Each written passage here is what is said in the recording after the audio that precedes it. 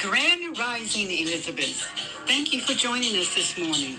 At 9 a.m., we will close our social media and continue on Zoom only.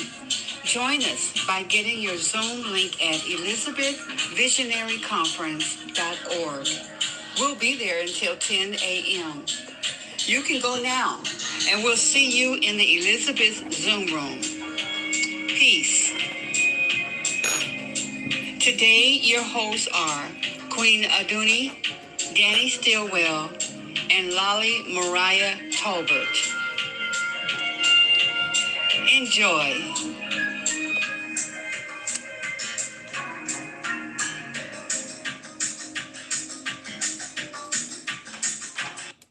Grand Rising, Elizabeth, and the world. Grand Rising today. It is October the 21st. It is a wonderful, beautiful Friday, and we are here. All of us sisters right here are from Detroit, Michigan.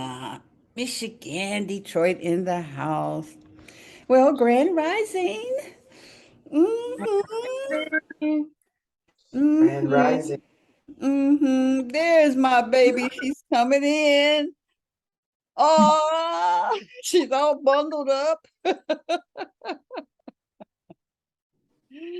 And she's so intensely looking at trying to figure out what the heck she's doing.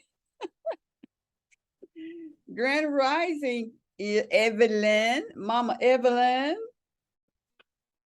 Look, we've got one, it's just wonderful to be here in the land of living.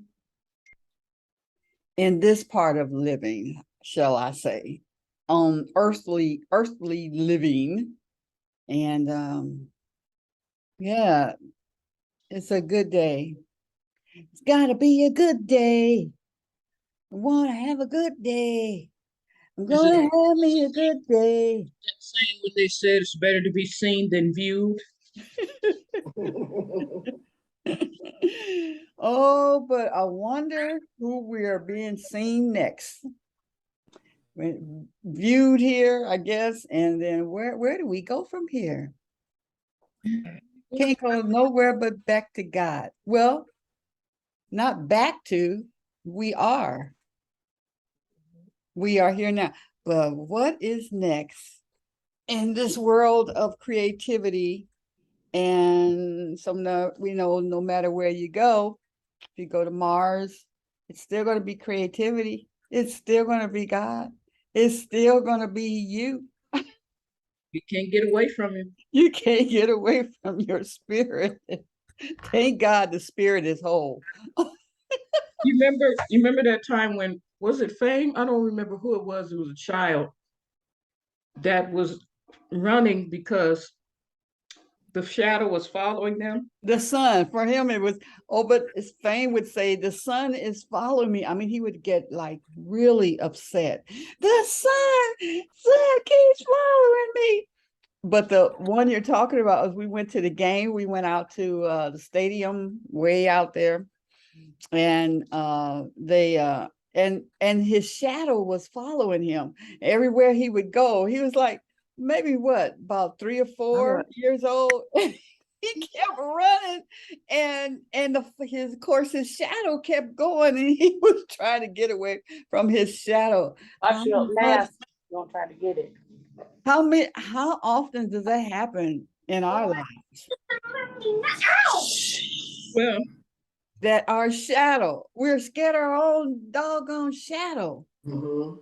We're scared. What's that? Scared of our greatness. Yeah, that was what they said. What they said. I think it was put in the thing. But anyway, scared of being wonderful, scared of being great. Marianne Williamson. Yeah. Marianne, yes. And that's our shadow. We just scared of it, and scared to get out of that comfort zone. And wait, we don't even like the comfort zone. We always trying to do better, right? I mean, everybody squeeze. We're always got to do better. We just got to do better. And scared of our own shadow. I think we're often scared just in general Yeah. of how we might see ourselves, whether it's our shadow or our reflection. I think a lot of times people want to shy away from it because they don't want to know the truth of what's going on like that. Being scared of the shadow makes me think about being scared of doing that shadow work, diving deep into your life and the things that have impacted who you are, maybe even in negative ways, but things that you can overcome. And I think a lot of times people are like, oh no, I don't. Hey, look at that.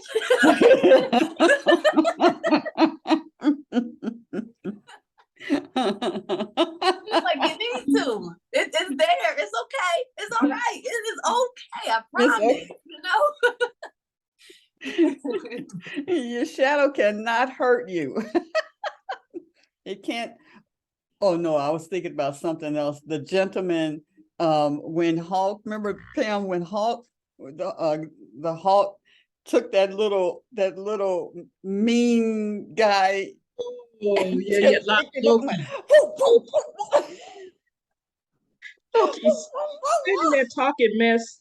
You can't hurt me, and he picked him up. Yeah. And then he called him a puny god.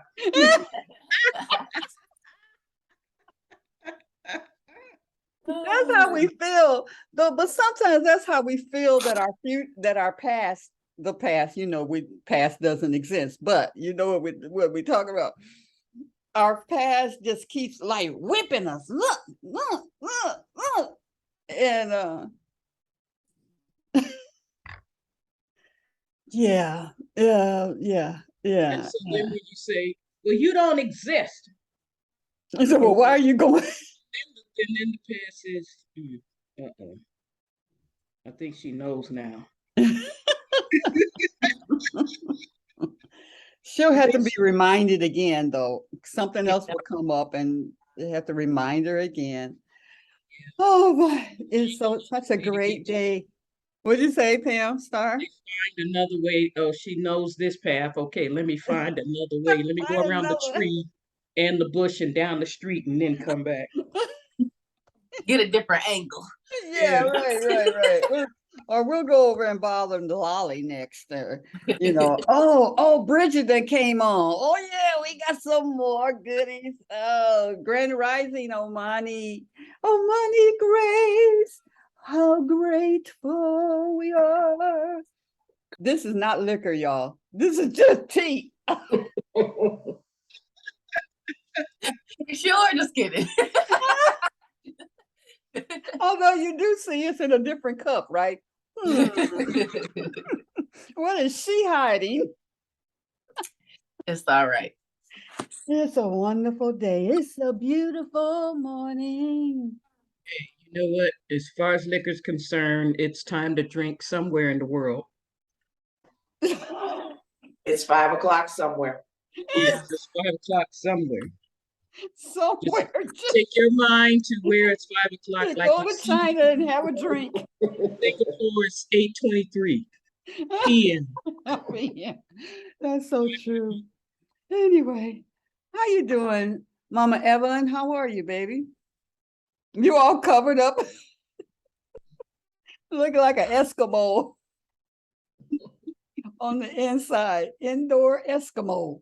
I'm doing good. I'm waiting on this Uber. I guess he stopped and got gas. He could have told me we're gonna be late now.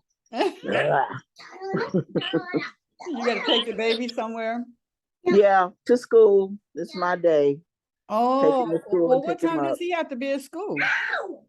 He should, 8:15 to 8:30 is good. 8:15 gives him time to. Yeah, we've been late all year, mostly waiting on these Ubers. Yeah. I do something. Oh, I guess I was supposed to ask, does anybody know a mechanic who's willing to go with us to, where are we going? Charity Motors and take a look at the cars. Because I guess I can get half off of whatever they have. that looks good, because we just can't keep doing this. $40 Yeah. a day. Yeah, It's you're like paying a so car note. Yeah, you're Yeah. already doing that.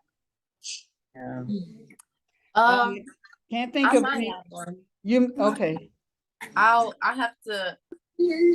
I'll text my sister because she has his direct contact.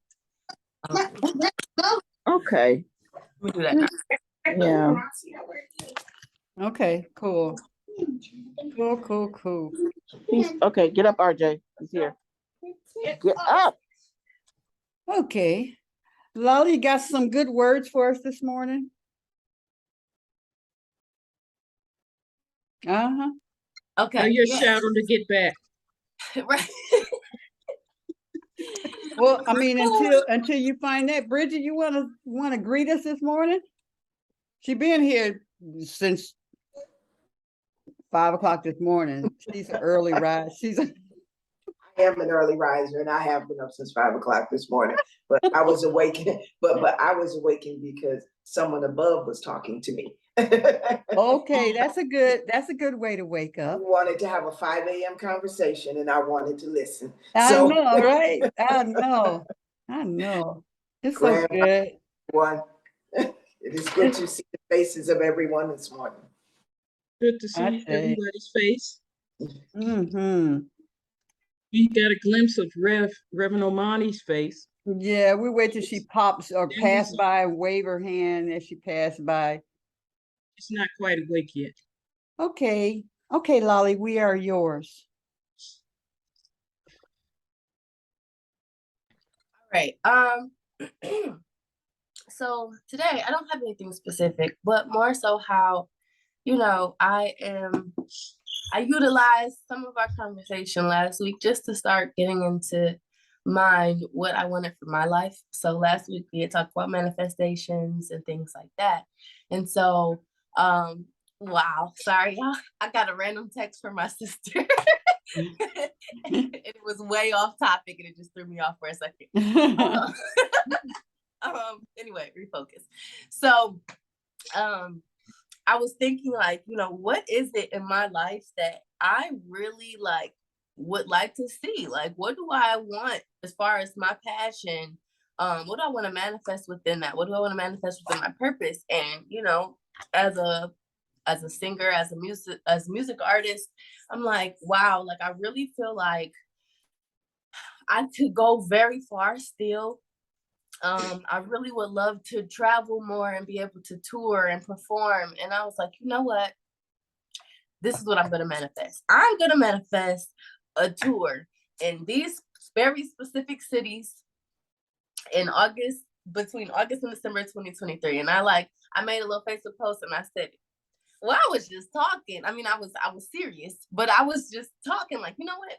I'm manifesting this.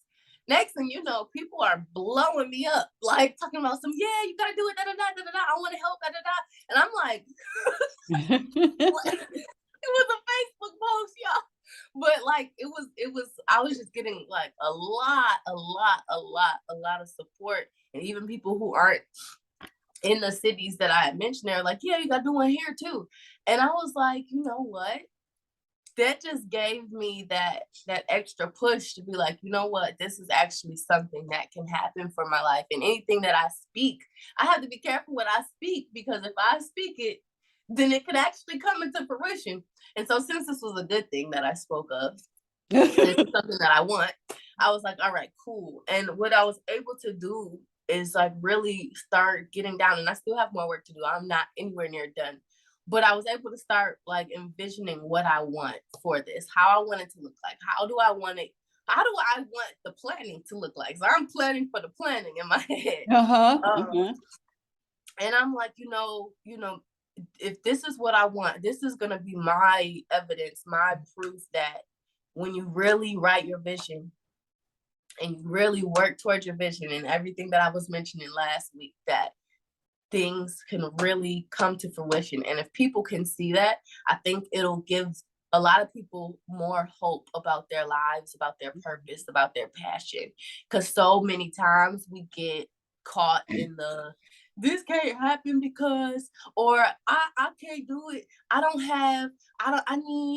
really, if I could just like, no, like, no, you could think it can happen. You can write it, you can say it can happen. So what are you going to do to make sure it happens? And so this is where I'm at with it right now. And I'm finding, even in this conversation, even as I'm talking, I'm excited to show the world this is something that is a power that is already existing within us. The spirit that already runs and flows through all of us has given us this power to be able to make these things happen. So with that being said, if there's anybody, we've already spoken on this conversation last week, so we don't need to go too much into that.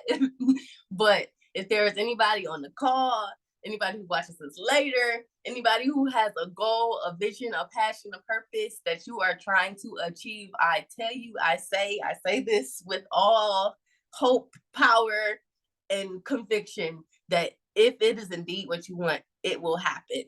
Just work for it. Write it down. So that is all. I refer back to this many times. Is what I'm reading from in our Course in Miracles class is that, I mean, I'm really getting that about purpose and passion, and that what I selected to do in whatever way that is showing up through this vessel, that God's got my back, my front, my in, my out, and that I am the only one who can do what has been given me to do, even though others are being given to do the same thing in different ways. For instance, Bridget is an event planner, I'm an event planner, but when we show up in our differences, and we get to work as one, as a whole, right? And so it has empowered me that God really does have my back, my front, my left, my right, my up, my down. And I just need to show up so that the movement can come through me, so that the words can speak from me, so that my hands can touch that needs to be touched, and those who cannot and even don't even have a working relationship with God, because I believe everybody has a relationship with God, whether they acknowledge it or not, because they can't exist without God. So it's just something they don't know, or has been hindered from whatever life has presented, and then just coming back to that, getting that understanding. So even when I think about where things that I consider a hindrance, or that stops me, or that I wish I was like, in reference to going and talking to people, and getting what it's going to take to make things happen, the resources and all that stuff. It's just like, now I know it's there. I know it will show up. I know in the perfect timing of that. And then until that shows up in the way that I see it, I can really say, oh, it's here. There's other things that I definitely, I got to do. I have to do. It's like when the Bible says, occupy until I come. Do stuff. Yeah. Don't you sit there waiting. Occupy, learn something, go somewhere. There's always opportunities to increase your arsenal, your basket. Was that you was talking about the basket? Oh, no. Who was that talking about the basket? Put things in the basket. We had a guest, or was that Mama Hit? Anyway, someone was talking about having your basket of things that you always have with you. But I'm really getting how important I am, how important all of us are in the world of God, you know, in God's world, in our world. And that I can definitely stand and say I am one. You know, what I don't care what people believe, we are all one with God, and we just have our little parts that we get to play. Mm-mm-mm. My son said one time when he was little, he said, "Mom, I know where the penis came from." I said, "Oh, really? This is going to be interesting." So he says, God, all the little people work together, and then they push it out.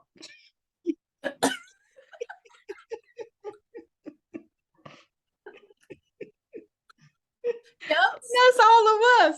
We all working down here on, and then we push it out.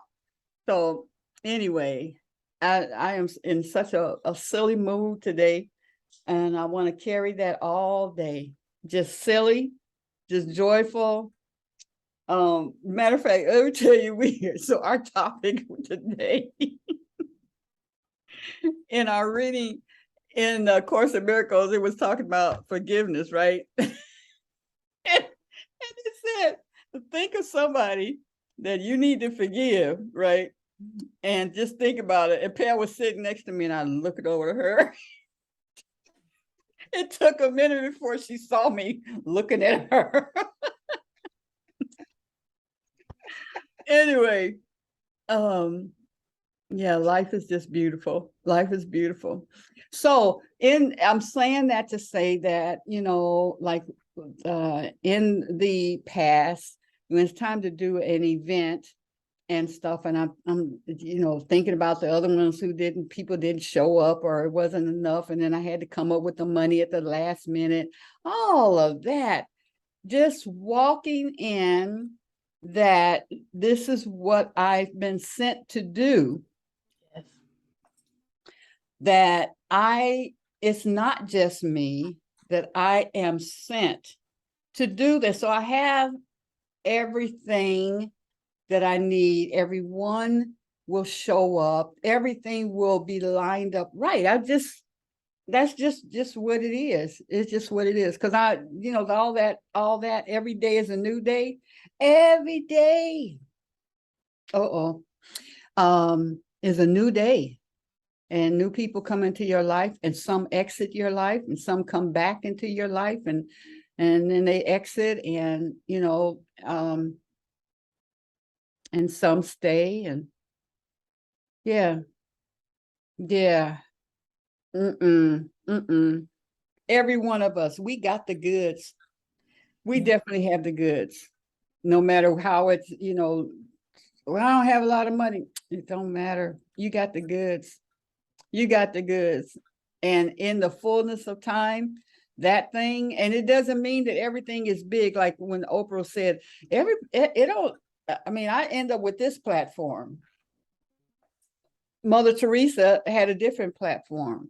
Some people, you're only going to affect a small group of people. The whole thing is do your part. Just do your part, so that someone else can do their part, because they're waiting on you to do your part so that they can do their part, because we're connected in some kind of way. So anyway, I'm just excited about life today. I'm excited for an opportunity. In our class is talking about forgiveness today, but for that opportunity to be able to forgive, and for the information on how to do it, because some people just don't know how to forgive. Or they don't know how to forget. They don't know how to release. They don't know, you know. So those who do, we are blessed. We are blessed. As an Aquarian, I'm easy to forgive. You know, I don't hold on.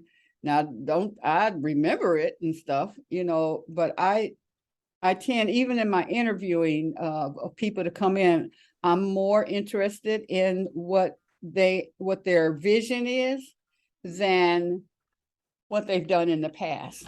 Now, I need to have a balance with that because their past will kind of give me a gauge on what, who I'm bringing in. Yeah, but today is a good day. Yeah. Day. You're talking about forgiving, and it just keeps reminding me back to this conversation about shadows, because sometimes people struggle to forgive themselves, and that becomes a hindrance in them going forth in their passion and their purpose. And we have to learn how to forgive ourselves. We have to, because if we get stuck in well, I used to be like this, and that's probably why all of this is happening, and I can't. Karma is real, okay? I was just reading in one of my Buddhist books or whatever, they're talking about karma being a Sanskrit word that means action. And it basically explains the workings of cause and effect. And so, yeah, that's a real thing. Karma in your life does show up. However, karma isn't something that stops you from being able to be successful in life in its entirety. You can overcome these karmic things that you've inflicted upon yourself, yes, but you can overcome these things. And I think when you align yourself with spirit, when you align yourself with God, you'll find that those doors that you thought would be closed because of your past are now open. But if you're stuck in this unforgiveness of yourself, your past self, you don't want to look at that shadow, and you want to ignore it and be like, it was there and now it's affecting me because I don't want to revisit and figure out what I need to do to move forward. That's going to end up closing those doors for you. So I really, forgiving yourself is huge. It's just as important as forgiving other people, because there are so many people who hold in resentment for themselves, and that'll make you sick. It'll make you sick. Not sick like me. I just got a cold, y'all. I'm cool, but no, it'll make you really sick internally, and you don't want to be sick to the point where you're stagnant and not moving within spirit. That's not where you want to be. Yeah, right. Wow. Yeah, that is good. And then when we talk about karmic, when I think about karma, because we're called and are holy, that must be cleaned up. We have to constantly clean up. So sooner or later, we can't do something and then it don't show back up so you can clean it up. Because that's unholy. That's unholy. We got to get where, we're clean. So when it comes back, like I told y'all, that one thing about when it showed up to me, I knew what it was. And I call it the grace of God, that it doesn't impact me in a way that it could, because you're going to deal with it. It's coming back around. You cannot do wrong. Just like goodness comes back around. We want to enjoy that, but we don't want to deal with the stuff that we did that was not holy and left someone incomplete, or still have us being incomplete in areas of our life where it's just, when it comes back up, how are you going to deal with it now? And I used to tell the children in Sunday school, you could pick your sin, but you cannot pick your consequence. You don't know how it's going to show back up. And so it's that grace of God that enables you to take it. You're either going to fall apart, which is not the grace of God, or you can see it and deal with it. Because I said, okay. And then when it got to so far and showing up, I said, okay, God, that's enough. That's enough. Who was that negotiated? I think it was when God was going to say, well, in the Bible it says, that I'm gonna kill them all. I said, wait, hold on, don't do that, don't do that, God, that's not going to look good. So we can negotiate. And when it was enough, I just said, that's enough. That I got it. So Yeah. Grace is one of my favorite words. That's why I love, to me, fives are grace. Five means grace. It could mean all them other things, but for me, it also means grace. Star? Um, I want to go back to uh, Lolly when you were first talking about manifestation and the post that you made. Mhm. This is what I saw. I saw God, and God is watching you. And then he sees what you're getting ready to do. And so he calls his angels. He's come here, come here, come here, come here. She's getting ready to write it. Come here, come here, come here. So they're all standing around watching you.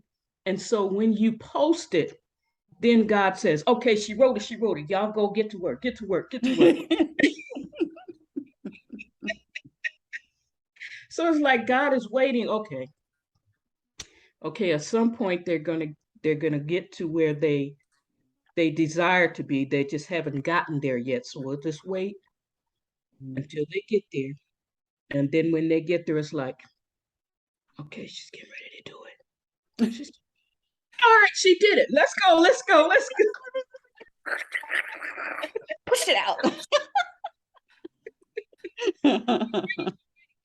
Go. I love it. I love it. Yeah. Life is so delicious. Mhm. It is. It's so Really is. Mm. Star, I so definitely agree with exactly what you were saying. It's like I said, my morning started with a 5 a.m. As I'm waking up, the first thing I heard is, remember I told you, you can make your petitions known to me. You can ask me for the desires of your heart. I got out of bed and I walked into the shower, and it's something about me and shower water and conversations with God. And I ended up walking out of the shower, tracking into my room because I have a whiteboard in my room. And it was, write everything I'm telling you. Wow. And I just literally just everything that came, I just started writing. And it came out of, when we follow what those seeds that he plants in our heart, Mm-hmm. and that seed that he planted in you, Lolly, for you to speak what you spoke. And when you speak it, how the floodgates open and everything comes. So many times we can talk ourselves out of the seeds that he's planted. And I always think of it as he's the master gardener. He plants that seed and he waters it. So get out of the way of the watering. Don't block the hose. Don't clog it up. Don't disagree with it, because so many times we can cancel our own blessings just with the words that we speak. So, like Star said, when you started writing it, she's writing it, go to work, because now she's come into agreement and into alignment with what I've placed on her to do. Mm-hmm.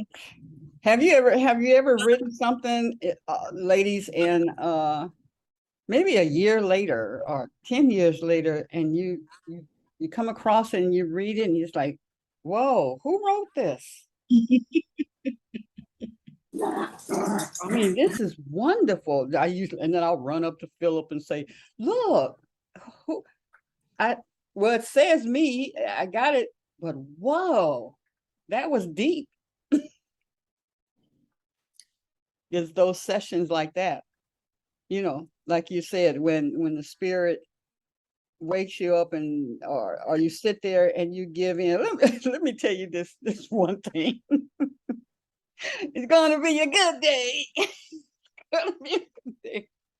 So this was back in my working days, and I never looked for a job. Jobs always opened up for me, and so my mom had told me about GM and that they're looking for someone to work in the computer science department part-time. So my mom let me know and told the lady that was hiring that she had a daughter, blah, blah, blah. So I go and I go to interview. Now I'm sitting out in the car. This was my weed smoking days. And so I'm sitting in the car. I'm about to go and interview. This is my stupidity. So I hit the joint. I hit once. Take a little hit before I go in, right? Now I'm going in. Now it's time for me to take a test. And sometimes when you smoke weed, it's real, you don't know the potency of each one, So this one was a good one, potent. So I get in there and I fill out everything, and then it's time to take a test, a typing test. And I'm a fast typer. So I take the test and I hit something. I knew, oh man, that's wrong. But I'm typing. And then I hit another one. Oh, and then I just said, because I knew I was high. That's it. Holy Spirit, type for me. From that point on, my fingers would. So when it's time to go, and then they're going to assess the test when I go to for the rest of the interview. And she said, well, you made 3 mistakes. I said, no, I didn't. I mean, I said, no, I did not. And she said, no, you got 3, it says 3 mistakes. I said, no, because I knew when Sheila stopped and the Holy Spirit took over, I knew I had no mistakes, because there's no mistakes in there. So anyway, I was just sharing that in that,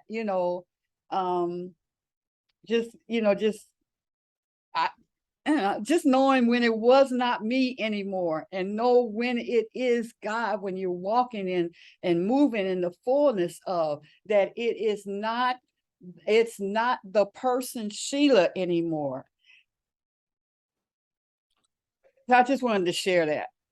Yeah, you gotta flow. You gotta let it flow. I knew when it wasn't Sheila no more.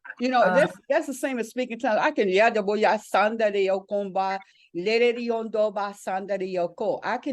I can speak in tongues at will. But there is a moment when I know I've gone into 2nd gear, and then I'm gone into 3rd gear.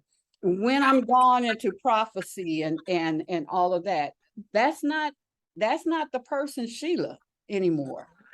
That's the Spirit flowing through me, because I've totally released and let go and let the Spirit move through me. And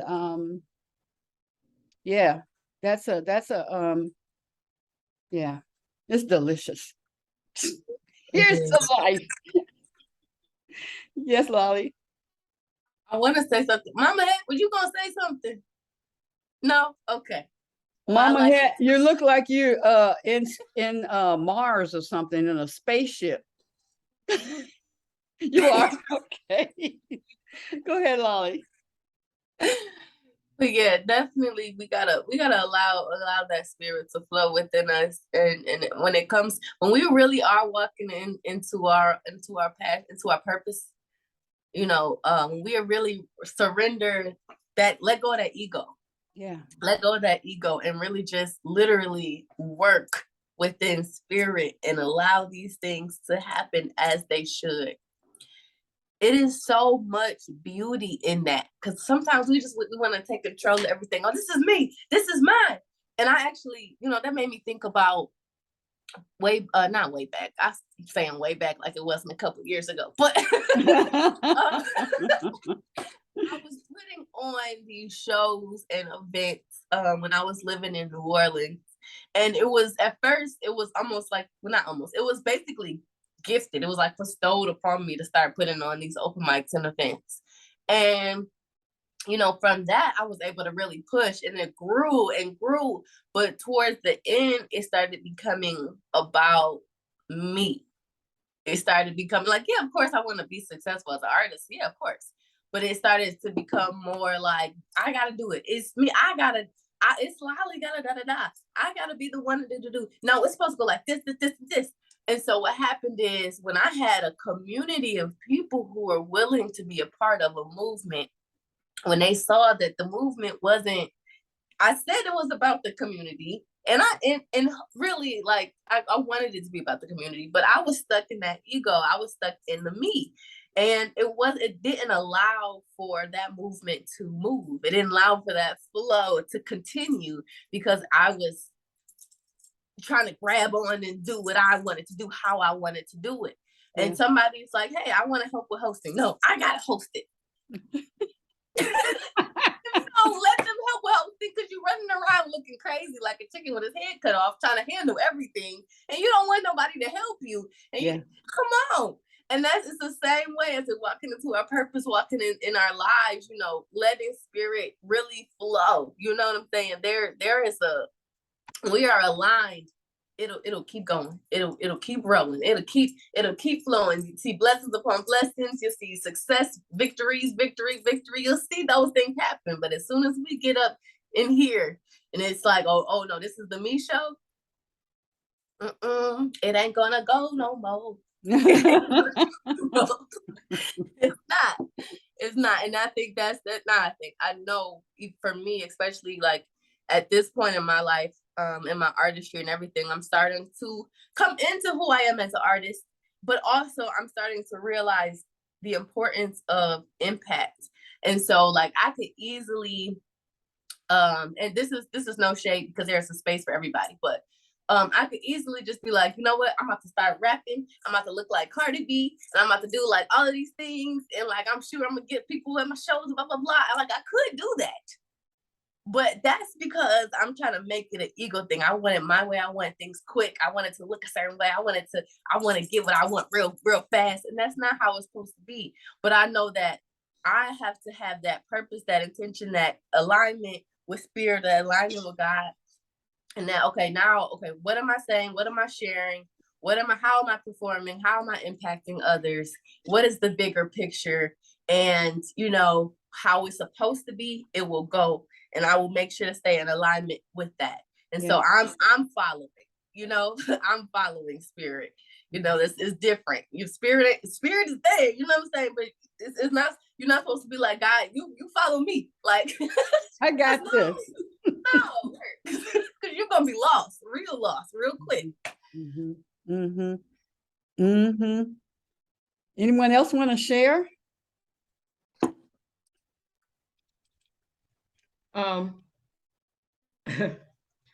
When Lolly was talking about letting God lead and not wanting God to be behind, I thought about the plane and how we want to drive, and we think we're good until we get lost and we're in a storm and we don't know how to get out, and then we want God to take the seat,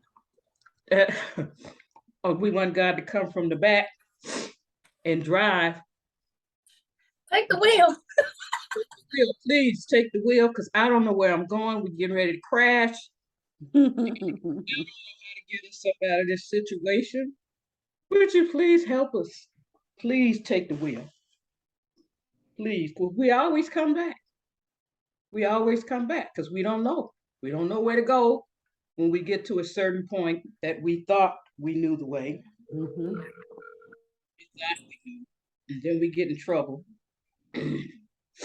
So at least when you talk about forgiveness, and we get to that point where we don't know how to get out of the storm, okay. And then God said, all right, now you finally see that you can't do it without me. Let's go. Let's go.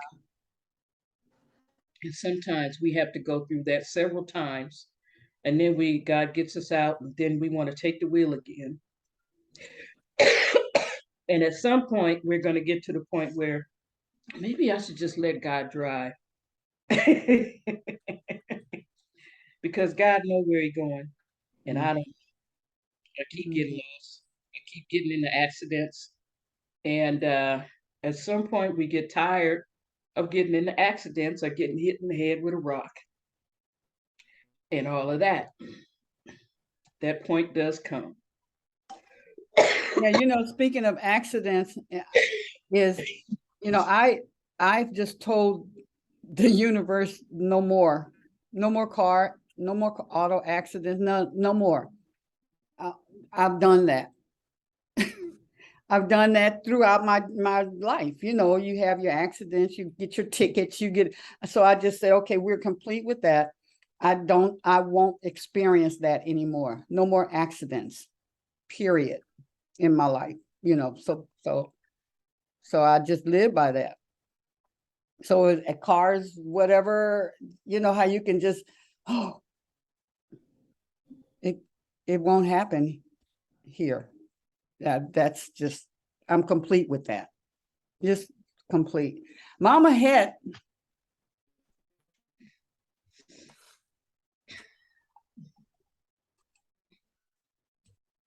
we don't hear you yet. I don't think she pressed it yet.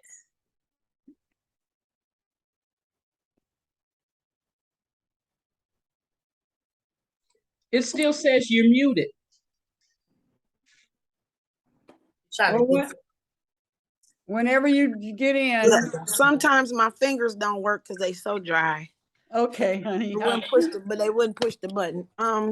It didn't activate the phone. So, it's when you finally learn a lesson. I remember when I met Haru, I used to have lots of things used to happen to me often, like negative things. And he told me, why don't you go about things in a different manner? And ever since that changed, hold on one second. Come back here, Matt. Once I changed my mind and how I went about doing things start happening for me better.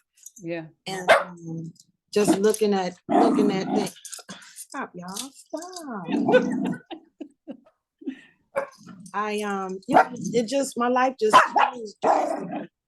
And it just got better. And I didn't have those little many things that kept happening to me. And, like you said, getting in accidents and having negative interactions with people. And man, once you just release that old self, after you saw the light, when you finally learn a lesson, and life changes. Mm-hmm. Things are different, just like when Amari told us that she, I don't want to do the coffee and things, and the old self is still coming back, but we like this.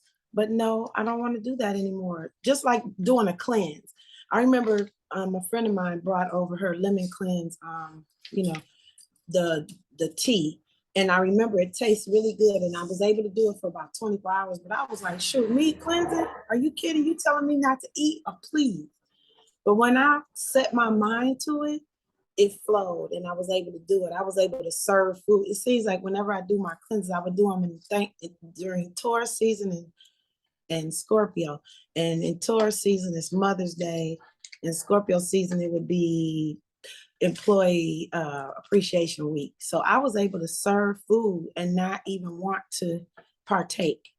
Or when I wanted to get my locks, I finally released and said, it just took over my mind, and I was able to go ahead and go through that journey. It's really something when you finally, like you said, when you release your old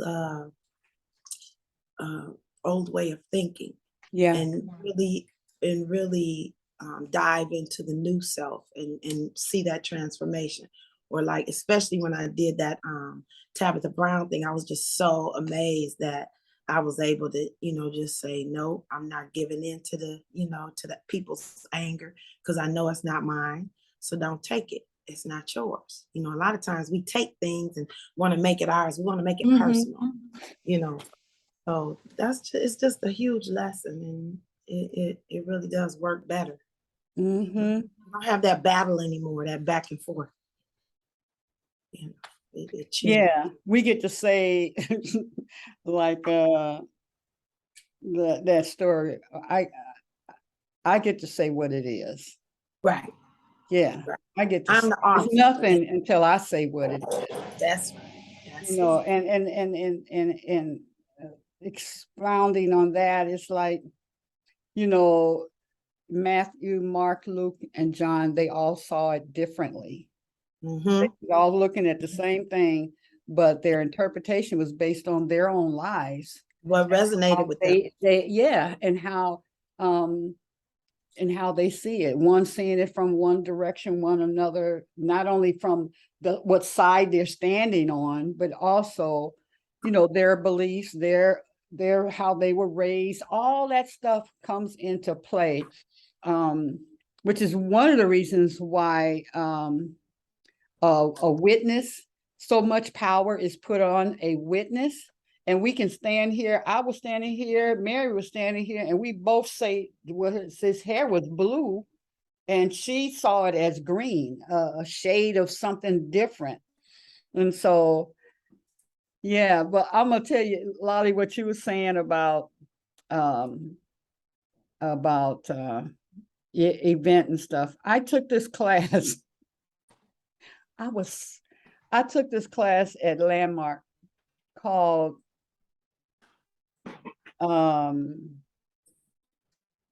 self-expression and leadership. So when I saw, self-expression, leadership, that's about event planning, right? I was such an asshole in that class. I gave my coaches hell. And I know how I like writing my stuff down. Well, of course, they wanted you to do it in a certain way at a certain time, Oh, this is our speaker. 1 second. Hey, Sharon, you can't get on?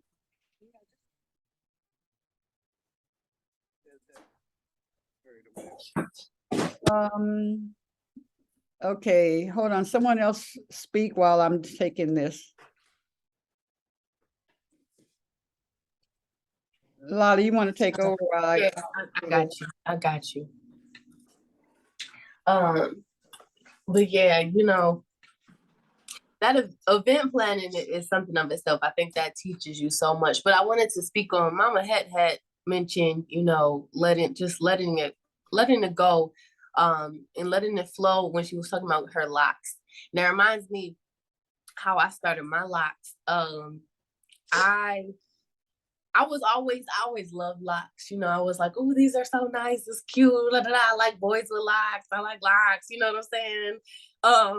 And there was a point in time I was like, I'm going to get my locks when I get in a relationship. Yep, because I got to prove that I can commit to something. So I'm going to get my locks when I get in a relationship. And everybody was like, are you sure about that? I'm like, yeah, that's what I'm going to do. And I was so like, I knew it. That was the process that I was going to go through. And then eventually I was looking at myself one day and I'm like, you know what? I can commit to myself.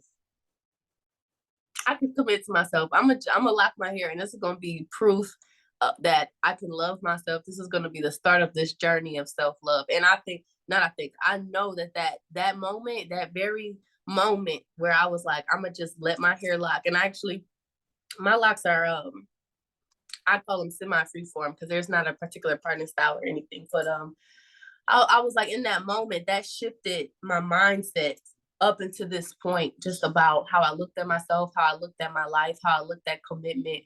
And it made me realize like this was a part of my spiritual journey, my hair in particular. Some people, it's just a style, and that's cool too. But this was a start of a spiritual journey for me.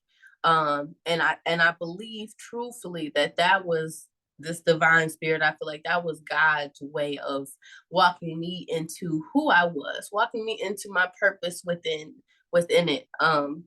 And being able to share that light with others, because I was at that point of my life, I was real dependent on other people all the time. I had to, in order for me to feel beautiful, someone else had to tell me. In order to feel like I'm doing something right, somebody had to tell me. In order to feel love, somebody had to show romantic affection. And I had to make that switch. I had to let it flow. I had to become more aligned with spirit. And that was a big change in my life. So I was just commenting on what Mama had said. And I definitely am in agreement with that. When we just learn to let go and go with spirit, even in the littlest things. If it's a style change, hair change, lifestyle change, you know, great Mhm. example of that. Thank you. I was sharing that in so in the class, my thing, you know, it's just event planning. I know how to do that. I've done big events, blah, blah, blah.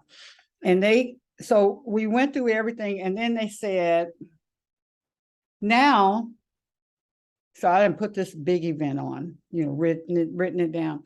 Now give it to somebody else to take it all the way through. I had a fit.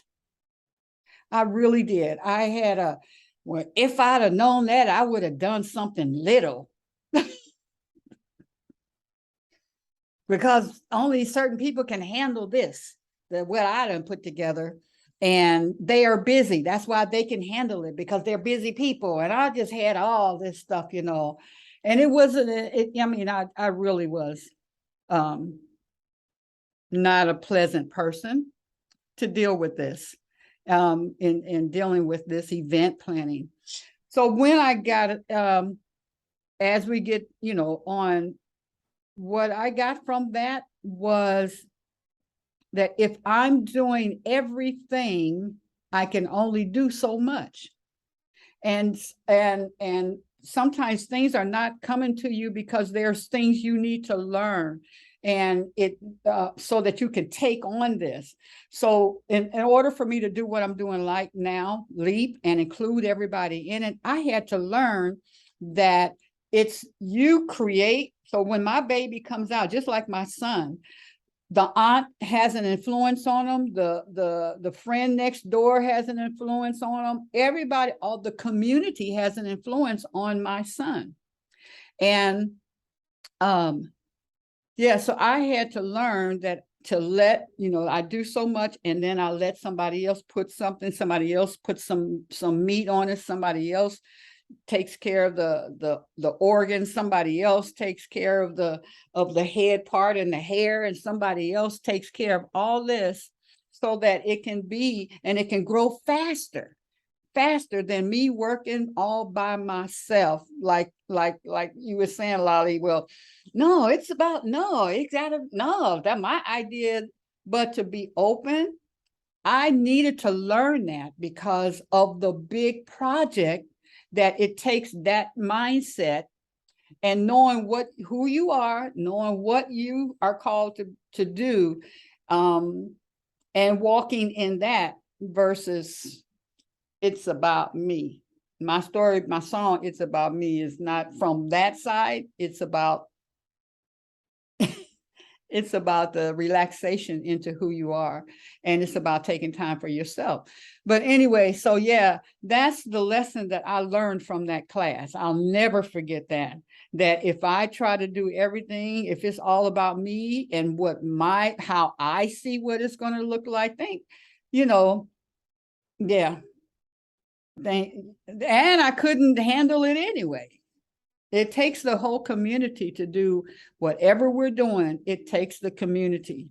If you're teaching, you have to have students in order to teach. If you have students, some mother or father had to, you know, just the whole thing, and just lighten up. We can just lighten up when we're leaders. We can lighten that load. And yeah, so that's what I learned. And I see it every day when I have to, you know, even doing this. I mean, I could be a bitch and like, it's all about me, and and y'all would just dwindle on away. I could have said, no, every day it's my show.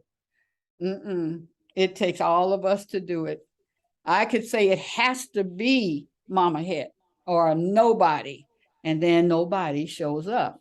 You see, because it's who I'm picking, not who Spirit is saying, this is over, this time is over for them, and they're gonna, not over like complete. And you know what I'm talking about, you know, like Mama Het and Mom, life has taken them in another direction to deal with, and someone else, it's their turn to step in, showing that we are all connected. We're all connected.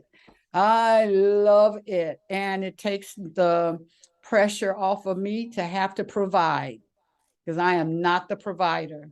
God is our provider. You know, I don't have to, I know somebody else is going to show up, and everybody else who moves to another thing are still our Elizabeth. We're still Elizabeth.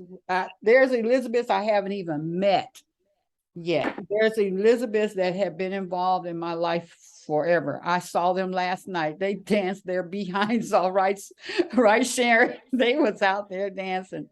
So speaking of Sharon, Sharon, I know Sharon through Alita, and I know Sharon because she, Alita, who comes on with us, and oh, there she is. Oh, don't talk about Alita, she's here.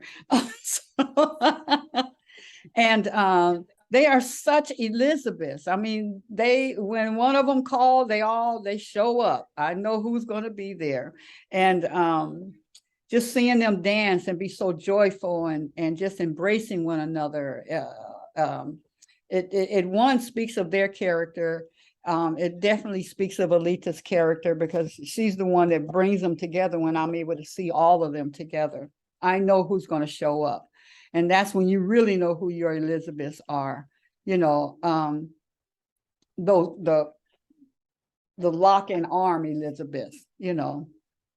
So Sharon, I just recently found out when Mama, that was during the African World Festival when everybody came to town and they came over my house. And Sharon walks in the door, and I've been knowing her all these years, right? Sharon walks in the door and she starts talking about Detroit and the history of Detroit and the I don't know, was it called Paradise Valley at that time? Well, it's been called quite a few things. Excuse me, I didn't know I had a frog in my throat. Yeah. And also, my middle name is Elizabeth, so I fit right in with Elizabeth. Hey. Yes. Oh my goodness gracious, that's wonderful. Yeah, and she came in here and she started like, you know, like the rappers, she started spitting.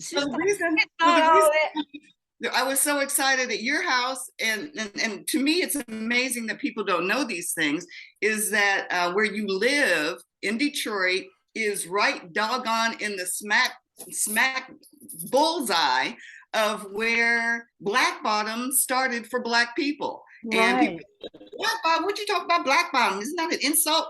And it's not. And, you know, in Detroit, there was a neighborhood called Black Bottom, and it existed in its glory during the segregation times, which the city basically denies even there were any segregation times in Detroit.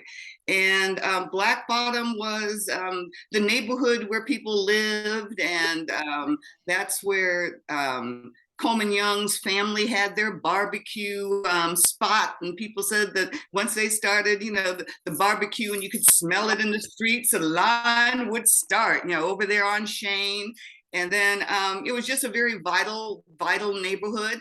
And unfortunately, when the city, after the 1943 incident in Detroit, that a lot of people don't know, they only go back to 1967, you know, and they think that's the only little rumble in the city that went on in Detroit. And that's about the fifth one, you know, between the races, they say. So in 1943, during the Second World War, there was a clash between the Black and white people in the city of Detroit, started on the Belle Isle Bridge. On Mondays, you know, basically Belle Isle was segregated. Well, the whole city was segregated, and Black folks were only allowed on Belle Isle on Monday. Whoa, so, yeah, that really? Yeah. Hey, that was the day, you know, a lot of people were domestic workers and stuff, and that was their day off. So that's the day they were allowed on Belle Isle on Mondays. And this one day, you know, there was on the bridge, you know, people used to walk over. Not as many people were driving. Well, they're you know, drivers, but a lot of people were walking. And the rumor went around Belle Isle that some white men had thrown a Black woman and her baby off the Belle Isle Bridge. So, you know, the brothers, that's not going to happen. And no. So they're and the white boys were told that a white girl had been raped by a brother, So they're boom, boom, boom, boom, and then it started on the Belle Isle Bridge, and it happened for 3 days. And basically, that's when Hastings Street, which was the main artery for people of color, and I'm not just talking about Black people, but anybody who had any kind of color in their skin, didn't speak English, didn't worship in the Christian way. They were kind of in the Black Bottom area, past Hastings Street. They could shop on Hastings Street. Woodward was basically segregated, and they didn't have signs in the windows saying no colored, but the people knew not to shop there. So Hastings Street actually made more money per capita than Woodward. So Hastings Street was a jam, and these white folks went and destroyed Hastings Street. And then after the riots, like I think 53 Black people were killed, a few white people were killed. Basically they went through and destroyed neighborhoods and that kind of thing. It wasn't the kind of fires that we had in 67, but destruction is destruction. And the answer to the destruction was, hey, let's raise it and start a new neighborhood. And that's basically when you hear about Black Bottom disappearing, and the new gentrification takes place, and basically what you have now in the Lafayette Elmwood area, all these new buildings that were built in the 60s and 70s, and people say, oh, okay, kind of looks like the suburbs around here. Well, at one time that used to be a regular Black neighborhood, and because of issues, it's no longer. And then the city, because it never existed in the city books, they didn't even see where it was a problem. So anyhow, I was really excited when I came over to your house. I said, oh, this is where Black Bottom started. I didn't know that. So yeah. And then I just kind of like bubble off with all these facts and stuff. Thank you. You are so full of joy and information, a historian. So I just want to introduce you sisters to Sharon Sexton and let her just, fill us with the pride of Detroit. Well, I want to invite you all tomorrow, because this is Friday. I'm getting all the days mixed up in my head. This is Friday, tomorrow is Saturday. So, and it's going to be a beautiful day. So enjoy the last probably 70s day before it gets into the snow. But I'm going to be taking people on my weekly Underground Railroad tour in downtown Detroit. And it's something that you have never heard of before, because they tried to wipe it out. So the way I get my knowledge is I read the old newspapers. I do my research and I go to look up one fact, and I end up reading that whole week's worth of information. Then I read, what happened after that. So I have to read the information a month later, and next thing you know, I've read the whole thing, and I've gotten a sense of who lived in Detroit, who was doing things, that kind of perspective. And when I take you on this mile-long tour in downtown Detroit, you will never look at the buildings and the streets the same. Oh, so I'm thinking that you're talking about when they do the Underground Railroad at that church, and you kind of recreate it within the church. I'm thinking, girl, no.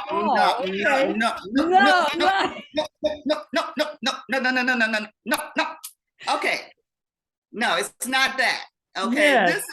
This is real history. Okay, I'm not going to criticize anybody else's tours. Yeah. But a lot of times, if they start out talking about Harriet Tubman, that ain't Detroit history, okay? If you're not talking about George D. Baptiste, and people don't know who George D. Baptiste is, okay, now let's go on down to the river, and the monument that's on the Detroit River, that's at Hart Plaza on the Riverwalk, and a lot of people don't even know it's there until they just stumble up on it. And that is the Gateway to Freedom Monument, which was actually dedicated 21 years ago today. Oh my goodness, this is a special day, and we didn't even know it. Where are the balloons? Where are the trumpets? All that kind of stuff. So we're going to do that tomorrow. We're not going to do balloons and trumpets, but we will be at the Gateway to Freedom Monument, which like I said, is at Hart Plaza at the river, and at 10:30, I'll be taking people on the my tour.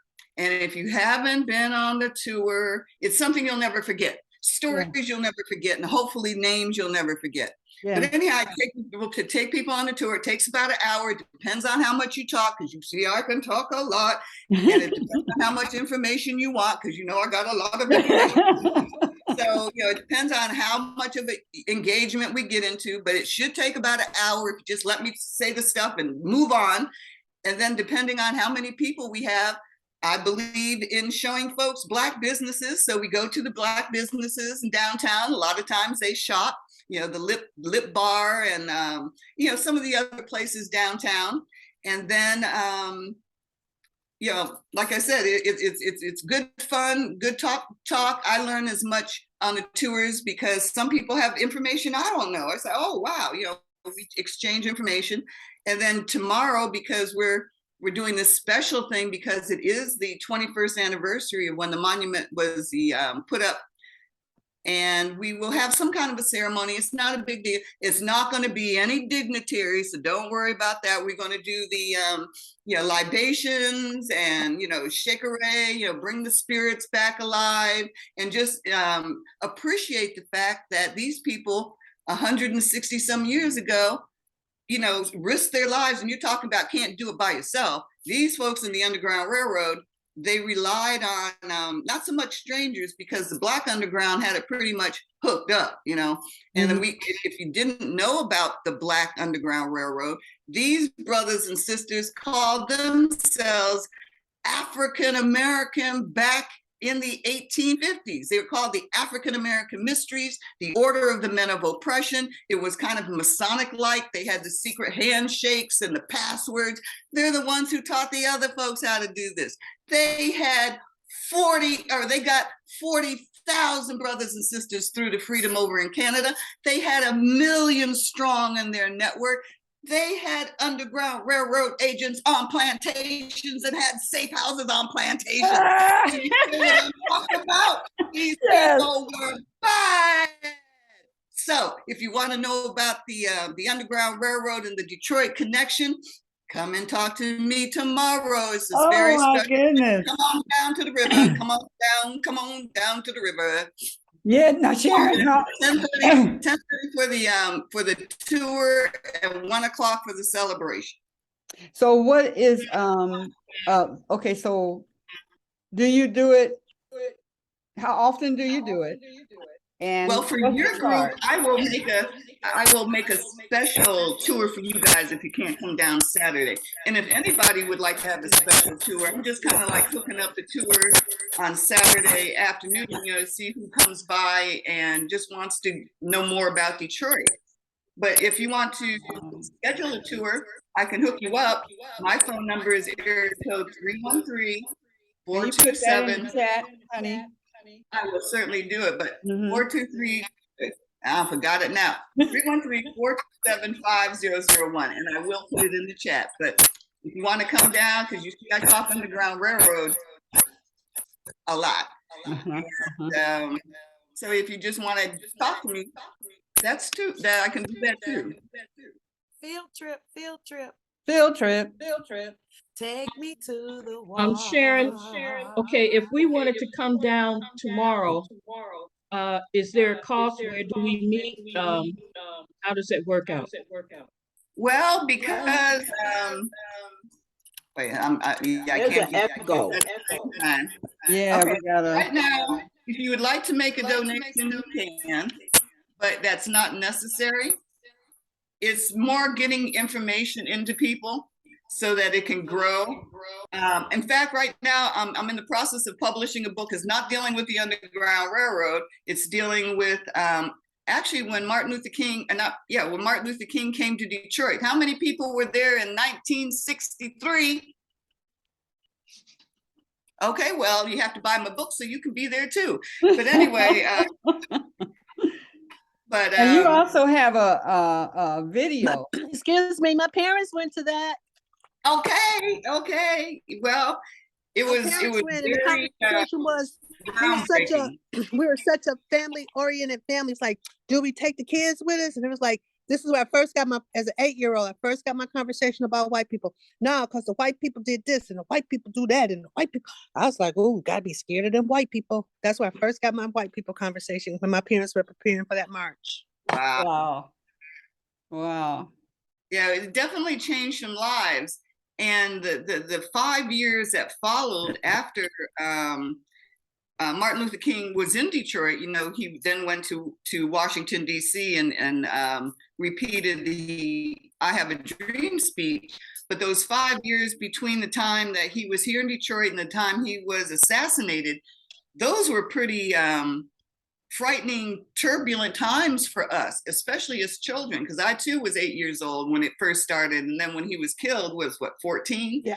And in that period of time, JFK was killed, Malcolm X was killed, the 67 riots, all these various things took place, as well as good things, because, you had Cassius Clay, who became Muhammad Ali, and you had James Brown with I'm Black and I'm Proud. So there was a lot that happened. I think there was a lot that influenced all of us that we really don't think about.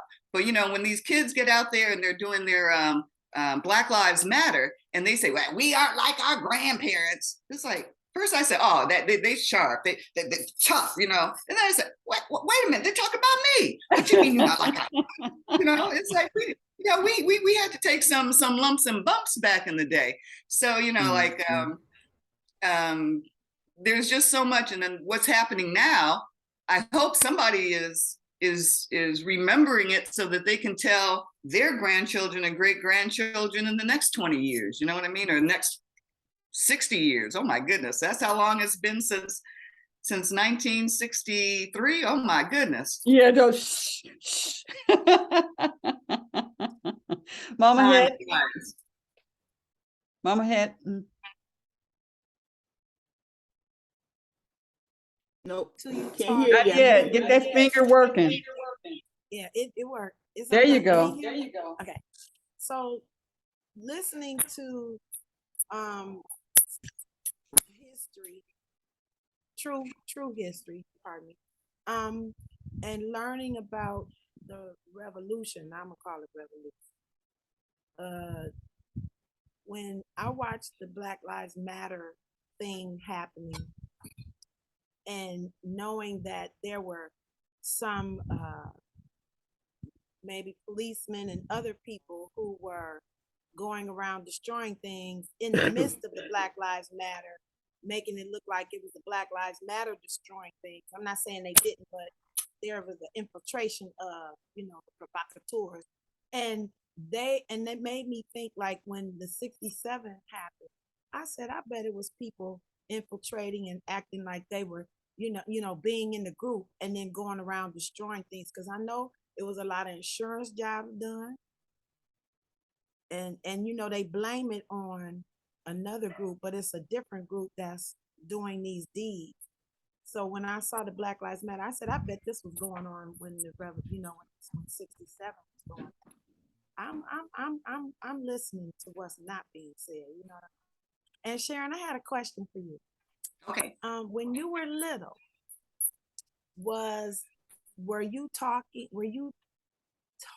a lot when you were little? Did it Apparently, I get you in trouble? Because my dad always telling me quiet. And then See, one of the so things I that learned in my 40s that the thing that gets you in trouble becomes the thing that is your career or what you need. So you had to be a mouthy little girl so you could tell this story right now today. You know what I'm saying? I love to hear you speak and share about the information that is out there that so many have not heard or don't or are unaware of. I took my daughter with me. We went down to the city county building for the 40th anniversary of they call riots, but they said it was a revolution. It was a revolution. They always put a negative connotation to it. Y'all, we fought the fight back, and we tired of being treated the way we're being treated. We gonna. But one little thing if you don't mind, you were saying about the provocateurs during the '67 riot. Well, one of the things I noticed when they were doing the 40th anniversary or whatever it was, and they were showing the videos, one of the things I noticed, first of all, it wasn't just Black people rioting and stealing stuff. There was a whole lot of other people in there too, of other colors. I'm not going to say, you know, it was just one other group. Everybody was kind of like doing it. And then the other thing, and the thing that makes the '67 riots so devastating was the fires. And when I was looking at stuff, and when I would hear people talk, it was the white folks setting the fires. They were setting fires to their own businesses because they only had fire insurance. And that's the only way they were going to get paid off. So yeah, the economic thing with the '67 riot, who got paid and all that, there's a whole lot more. Coattails. Yeah. That's right. Like they did with the when they were, what was it? The women's. Wait. I think when they were getting Black folks to vote, and then the women, what was it? The women were riding, you know, feminists were riding that coattail. You know what I mean? Those things that they ride, you know, something else. One thing, one idea is happening, and then they ride those coattails and say, okay, we're going to push this issue or push this agenda. I'm visible. I'm visual. I'm seeing this. As you learn the present, it helps you tell the past. I remember when I used to take tests, I would read the whole test, and a lot of the answers for the questions in the front would be at the end. So I learned that tactic. So sometimes, you know, the Sankofa thing, you go back to the past, and you use that for the information that you learn. And then learning now, you can tell the story of the past by what you're witnessing now, because this is nothing but, you know, a spiraling, if you will, of what has already happened. Repeating. That's so true, because in Detroit, a lot of people don't know that during the Civil War, okay, now this is going to be 3 months after the Emancipation Proclamation was read over in Second Baptist Church. These white folks rioted in Detroit after a brother was convicted of raping a white girl who later said that she lied. And they destroyed the Black community at that time in 1863. It was equivalent to what they did in 50 some years later in Tulsa, but it was covered up. Yeah. Didn't they do one in Philadelphia too? When they bombed that whole community and killed those people. Yeah, but that was in the 1900s. This is in the 1800s. This is during go back further. Okay. This is during the Civil War, and it was covered up. They rioted. They destroyed the Black businesses, and we had more than 250 Black businesses in downtown Detroit. We don't have that today. Wow. So anyway. They went through and they destroyed most of the businesses, and they were doing such cruel things. You know, I read the paper because you're not going to read it in a history book until you get mine. But they were taking babies out of Black women's hands and throwing them against the brick walls. Horrible. And there was a conspiracy to cover it up. Well, Sharon is getting ready to uncover it. Mm-hmm. So, you know, there's a lot of secrets.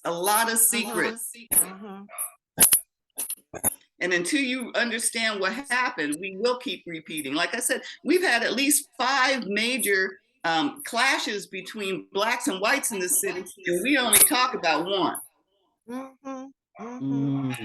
It's just like it was there. Oh, just like with this the 375 change.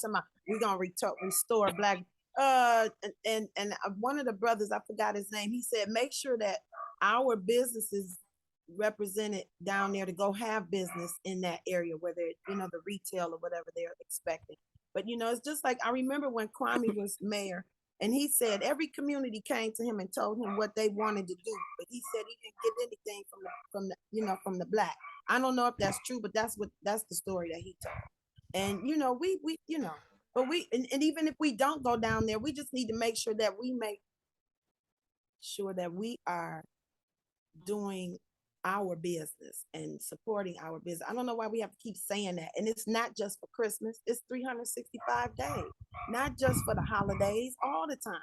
And we'll let the white folks continue to, or some folks, let me say some folks, we'll let some folks continue to disrespect us and give us only one chance. That's bullshit. That's bullshit. People that don't even respect you. I've seen a person that I know that's very dear to me who supported, black folks voting and all of that. And when we got Haru's biggest thing about the civil rights movement is that we didn't focus on the financial part of it. We didn't work on that and getting land and acquiring property. It was, you want to go, we went into places that didn't respect us, and we want to come and be here. And when we had our own businesses, we didn't have to do that. We went to us and we're very, very successful and thriving. And then now you want to go to Lord Taylor and all these places, and they still disrespecting it, still to this day. But you'll keep going to that business and give your brothers and sisters one chance. I remember sometimes people want to, let's go shopping. My mother might want to take me shopping, and I'm like, I got friends that make all of this stuff. I don't need to go to no dang mall. We have people that make jewelry, make clothes, they make shoes. We do everything. Wasn't nothing done without us there. Matter of fact, we probably developed it, because just like with the Edison and the light bulb, the filament, that's the most important part about the light bulb. But his brother did that. Sears and Roebuck. The brother was the Roebuck and catalog part. But we don't learn that. And we need to make sure that our jellies stay our jellies and tell the story.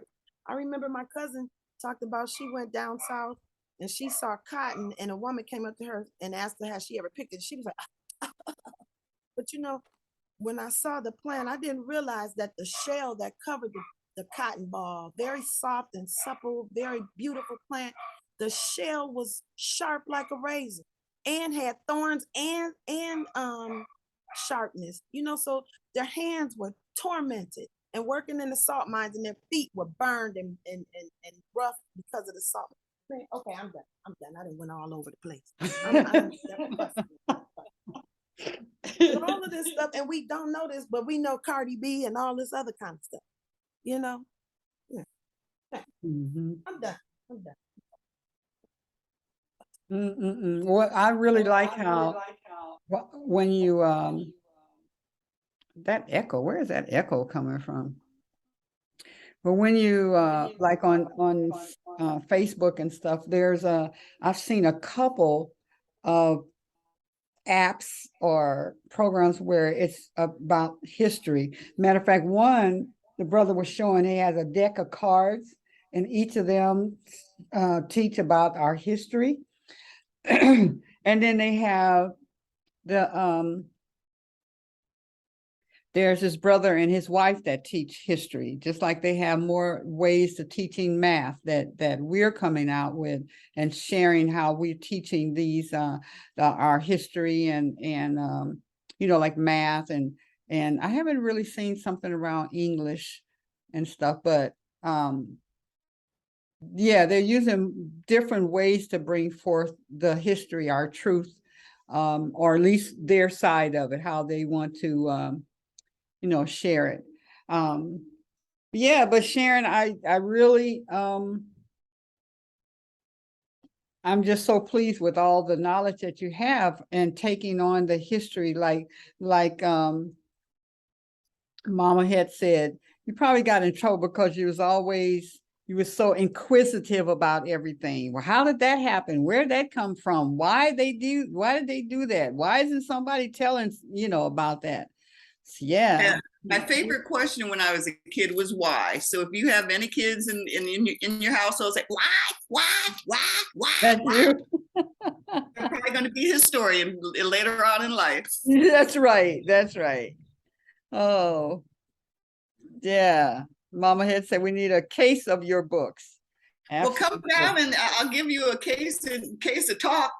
There's just so much stuff, and I'm trying to settle myself down to write it all out. And during the pandemic, well, what happened was, 20 21 years ago, it was my idea to have the two monuments. In fact, there's another monument to the Underground Railroad on the Canadian side, and there's sister monuments, but you wouldn't know that because there aren't any plaques. So we're going to, celebrate the 21st anniversary. But going back 21 years ago, there was such a political and prestigious fight dealing with this monument. I'm thinking we're going to be honoring the ancestors, and all of a sudden it erupts into this craziness, absolute craziness. So, by the time, and they didn't put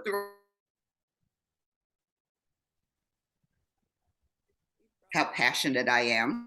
And so I had to step back.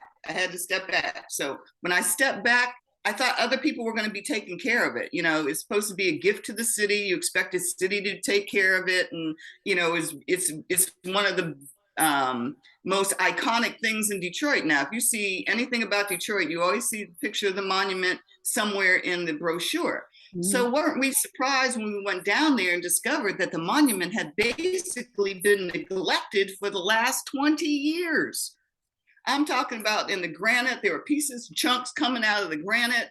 There was apparently, on the part of the monument that's facing Hart Plaza, there was a plaque, and the plaque had come off. Nobody replaced it. Nobody did anything with it. So moisture and weather was able to get under there. It rusted some of the statues underneath, and to the point where one was rocking back and forth. Then you have the skateboarders who are skating on it, and you have the people who are super disrespectful, like during the hoedown or whatever they call it.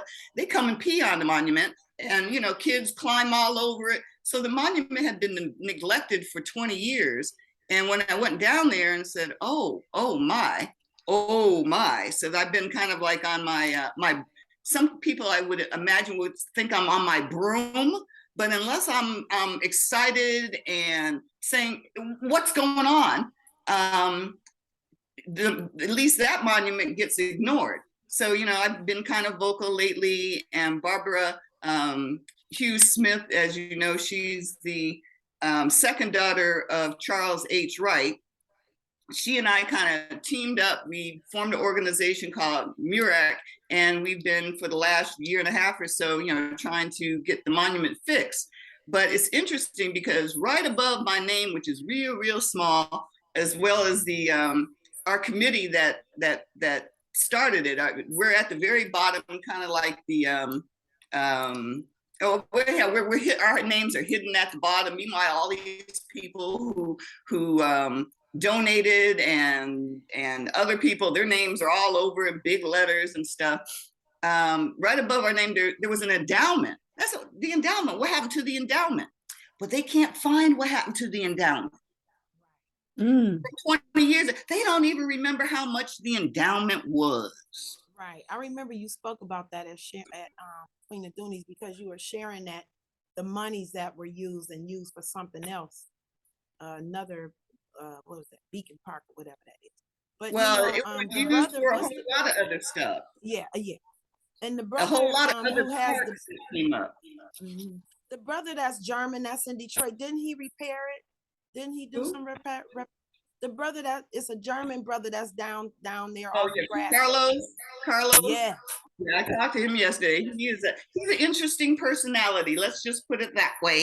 If you think I'm passionate, that brother is like 5 times as many as me. Okay. Yeah, we need to go to his place too. But we need an Elizabeth tour. I just got to get that in. We need a personal Elizabeth tour. But wait till I get back now. I want to do it when I get back. Where are you going? And when are you going back? I'm in Maryville, Indiana, taking care of daddy and dogs. Yeah, my house sitting. Okay. Yeah. So, don't wait for me, but we need to schedule an Elizabeth tour, and we can do it as a fundraiser to pay for the books, to get the books in homes. Okay, that's what I want to do. I'm just putting it out there. Okay. And then too, I am writing up this tour because there's a lot more that can be said than going out there, and then I'm sure there's some things that people have to really let get into their heads. And I am putting that in a book form, but already I'm like page 43, and it's just a tour. It's supposed to be a self-guided tour. And it's like, but there's just so much information that people in the city don't know, and I just find to be fascinating. You want me to give you all a story? Do we have time? Yes. Mhm. Yes. Okay. Do you all know about Nancy Ann Wiley? Okay, you probably don't. Well, as you all know, that in the city of Detroit, it was founded by the Europeans, by the French. And the French are the ones who brought the enslavement with them. And Nancy Ann Wiley was an enslaved woman to a man named Abbott. And I'm sure if you go down by the river, you've seen Abbott Street. I don't know if it's still there when they started building the Riverwalk, but Abbott Street. Anyhow, he had a store, and his partner was Finch, and it was called Abbott and Finch. And Nancy Ann Wiley worked for Abbott and Finch. And I'm sure, and she was, they call them a saltwater African. That means she came from the motherland, on the boats. And I'm sure that she probably had something on her that reminded her of the motherland. And I'm thinking there was maybe some kind of a little pouch that she had on her, on a necklace. And in it, she probably kept some dirt, some seeds from the motherland, maybe, some hair, some whatever it was very precious to her. And Abbott knew that. Abbott knew that.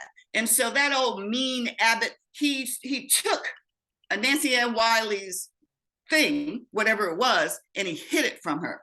And she was rather upset and distraught. That was her only connection to the motherland. So she had befriended this soldier, a French soldier, and I don't know if it was anything romantic in it, but they were friends, and I guess he felt like he needed to help her. And so they devised this plan to break into the Abbott store and get her thing back. And while they were in the store looking around, of course, they didn't have electricity in those days. They had candles, and they were looking around trying to find this thing.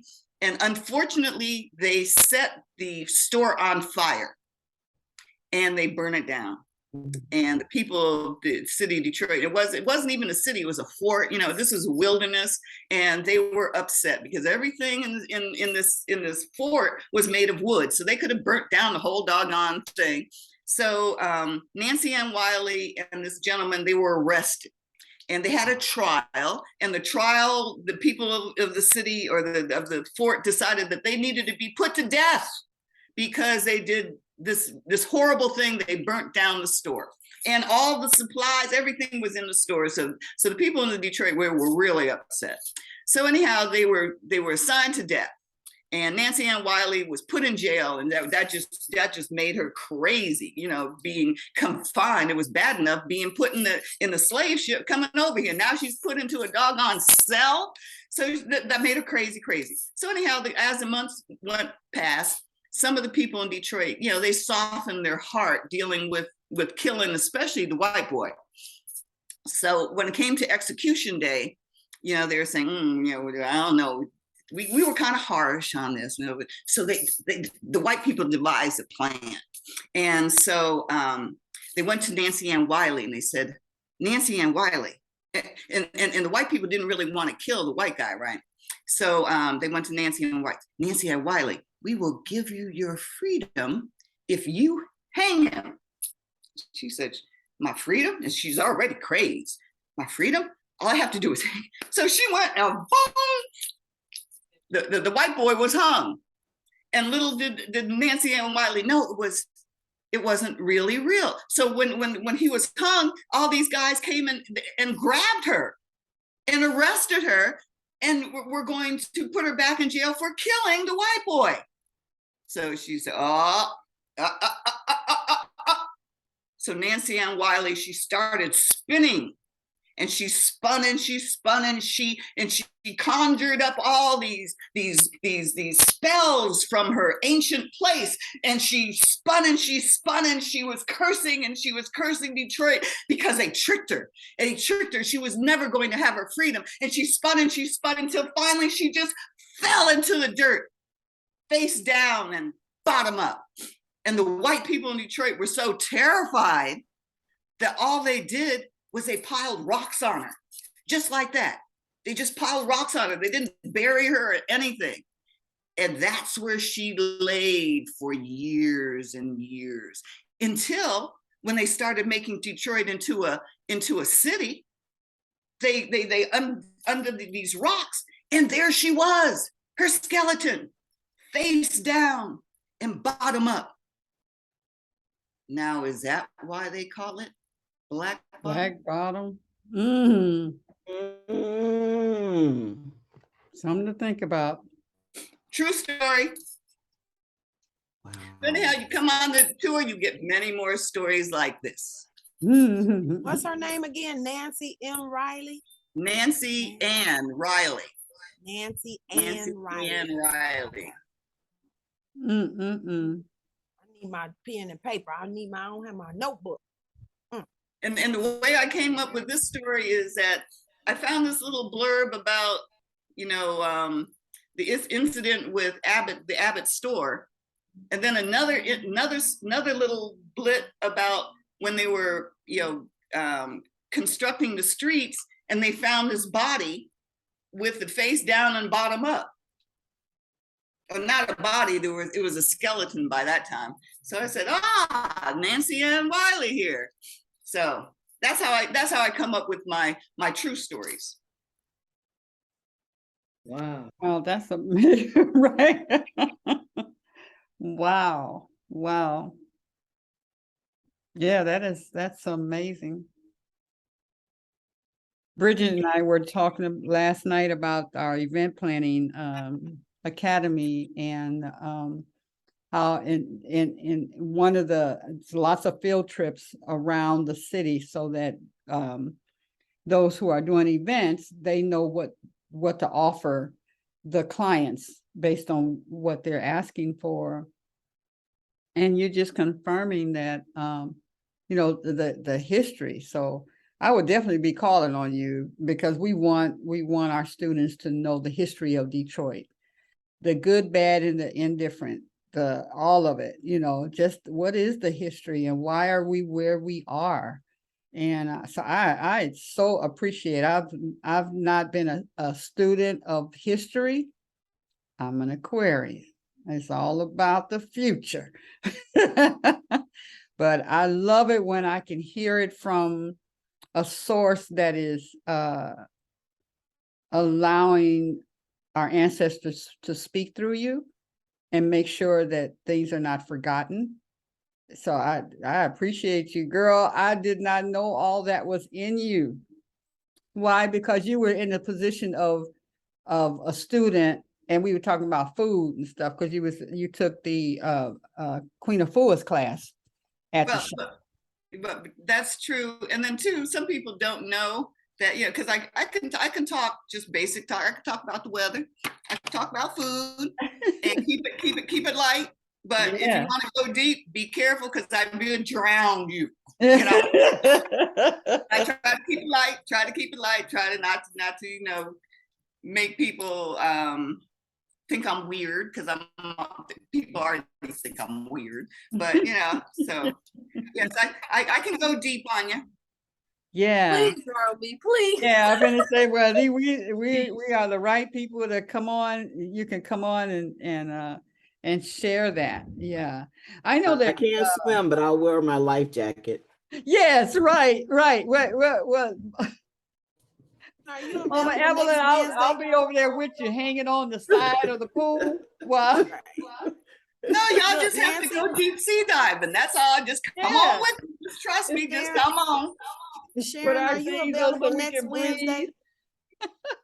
Sharon, are you available next Wednesday from 8 to 10? I would love to have for content for next Wednesday or a Wednesday. I think so. Pretty much. Yeah, come on now. Come on, I need you. Just give me your information. I guess I'll have to go and get my pen and write it down. No, Yeah, it's right here. It's right here for this show next Wednesday from 8 to 10. You're talking about being on the show. I thought you wanted to take a tour. So, well, sure. we can do a Elizabeth tour on here, and then and then we'll do an Elizabeth tour on foot in person. Is that all right? Okay. Yeah, as a fundraiser. Yeah, and I was just, it's so appropriate Mama had, because I had told her last night when I said, what are you doing in the morning? You know, I said, well, come on. And then a little later I said, and we'll have you back on where we have time to promote you, you know. Well, there and it what is. she's There it going is. to Thank share. you. Thank you, universe. Yeah. Yeah, and then too, if you want to take a tour and bring your cameras and record something, something Yeah, you might and I'll be there tomorrow. I already looked at my schedule. It's open. I will surely be there, and I will be there with my camera. Yes, Yeah, and it's all going to be a loaded up. beautiful day. Look at this. The sun is shining. Don't look at my windows, but the sun is shining. Spots real good now. But yeah, it's supposed to be a really nice day tomorrow. And if we get a good people on the tour, because every tour is different because of Yeah. different people. And some people might be able to contribute information, or you have a specific thing you want to know about. Because some people want to know, well, how did the runaways get across the river? Because that isn't really a river. It's a strait. It's straight. That's Okay. And that's one reason why the current is so swift, is because it's not a river, and it eventually that water will go over the Niagara Falls. Mhm. But they used to get I remember reading this one story when this man had said he had put his, I guess it was just a little rowboat kind of a thing, and the river, people were going across all the time, and they didn't have to deal with customs or anything like that. So he had come back, and his little boat was gone. So he went to get the authorities, and by the time he got the police person back to where his boat was gone from, the boat was back. So you understand what I mean? They would just roll over, take somebody, might borrow a boat, take it over, drop the people off, and row back and act like nothing happened. Other times, like in the winter time, the river sometimes would freeze solid and people could walk across. And then they also had ferries, that would go across the river, and you just pay your passage and go across. They didn't really check your paperwork to see if you were free or not. So there are several different kinds of ways they would get across the river. I'm free tomorrow, Mama Aduni.